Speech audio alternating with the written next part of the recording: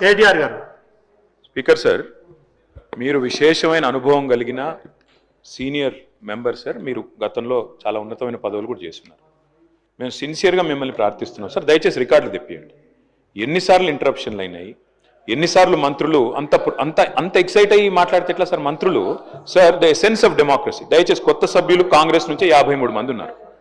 The essence of democracy, the beauty of discussion in assembly sir is discussion, debate, dissent. Sir, opposition అనేది మాకు we will have our say, the government will have its వే.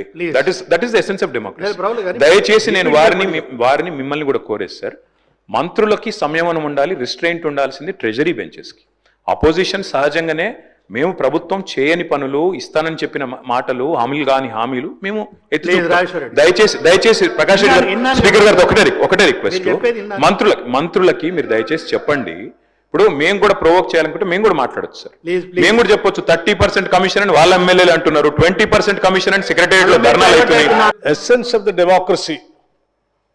చాలా సంతోషం, కేటీఆర్ గారు లేచి చాలా గౌరవంగా మాట్లాడతాడని నేను ఊహించాను, ఓ సభ్యతగా మాట్లాడతాడని కూడా ఆశించాను. లేచి ఏం మాట్లాడుతున్నారు అధ్యక్ష? ఎసెన్స్ ఆఫ్ ద డెమోక్రసీలో డిస్కషన్ ఉండాలా, డిబేట్ ఉండాలన్నారు. సంతోషం.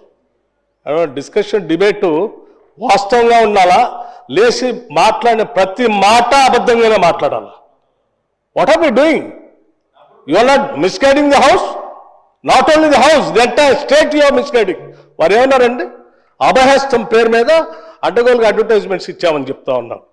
సివిల్ సర్వీస్ స్టూడెంట్స్ కోసం మన రాష్ట్రం నుంచి పోతున్నటువంటి విద్యార్థులకి, పేద మధ్యతరగతి బడుగు బలహీన వర్గాలకు సంబంధించిన విద్యార్థులకి, ఇంక్లూడింగ్ ఈడబ్ల్యూఎస్ స్టూడెంట్స్ కూడా, ఎవరైనా ఈ రాష్ట్రం నుంచి భారతదేశంలో నడుపుతున్నటువంటి యూపీఎస్సీ ఎగ్జామ్ కోసం డబ్బులు లేకుండా ఇబ్బంది పడతా ఉంటే వాళ్ళకు కొంచెం ప్రోత్సహిద్దామని చెప్పి మేము ప్రిలిమినరీ పాస్ అయినటువంటి వాళ్ళందరికీ, ప్రతి అభ్యర్థి ఎవరు అప్లై చేసుకుంటే వాళ్ళందరూ ₹1,00,000 ఇద్దామని చెప్పాం.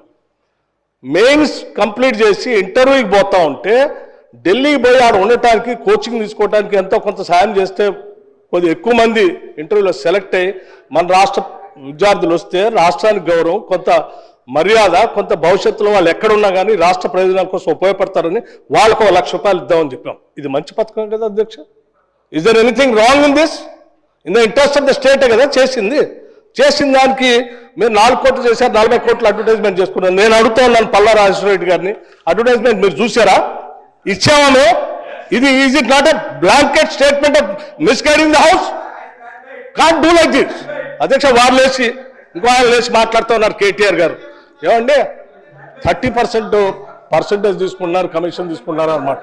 ఎవరండి 40,000 కోట్ల రూపాయలు ఇక్కడ పనులు చేపించి బిల్లులు ఇవ్వకుండా రాష్ట్రం మీద 1,00,000 కోట్ల పైబడి అప్పులు చేసి మీరు పోతే వాళ్ళందరూ బిల్లులు రాక నాలా బాధపడుతూ రాష్ట్రం కోసం అటు తిరిగి ఇటు తిరిగి సెక్రటరీ చుట్టూ తిరిగి నాలా బాధపడుతున్నారు.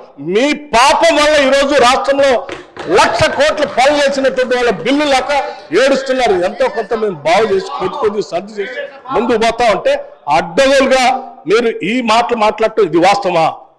రైట్, నేను ఛాలెంజ్ చేస్తా ఉన్నాను కేటీఆర్ ని. I have challenge KTR. Now you have to prove that what the statement what you made. Otherwise you have to say opposite to this house. He has to make a statement. అధ్యక్ష, నేను అడుగుతా ఉన్నాను, ఇది మీరు prove చేయకపోతే ఈ సభకి క్షమాపణ చెప్పాలి, ఈ రాష్ట్ర ప్రజలకు కూడా క్షమాపణ చెప్పాలి. ఈ రకంగా మైక్ దొరికింది కదా అని అడ్డగోలుగా ప్రభుత్వం మీద బ్లాంకెట్ గా ఈ రకమైన స్టేట్మెంట్ ఇస్తే ఇట్ ఈస్ నాట్ కరెక్ట్ అధ్యక్ష. గౌరవ సభ్యుడు దీని మీద తిరిగి సమాధానం చెప్పాలి, క్షమాపణ కూడా చెప్పాలి.